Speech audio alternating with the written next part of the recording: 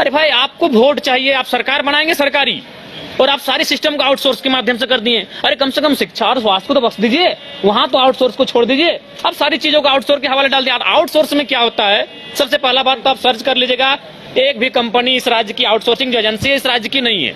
वो सबसे पहले जिनकी नियुक्ति करती है उनसे मोटा पैसा वसूलती है, और 3, 4 साल, 5 साल उनके सेवा लेने का कार्य होता है, और फिर अचानक उन्हें बैठा दिया जाता है, नई एजेंसी वहां डिप्यूट होती है। तो आउटसोर्स के माध्यम से इस राज्य में गंदा खेल हो रहा है, उस पर भी सरकार को संज्ञान में लेते हुए कम से कम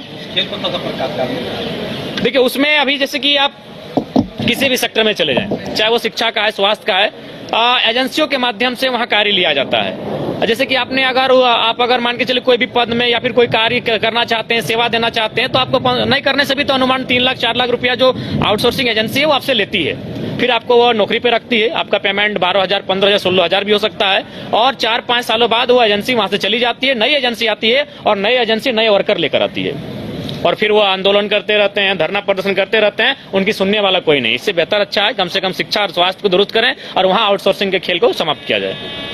धन्यवाद।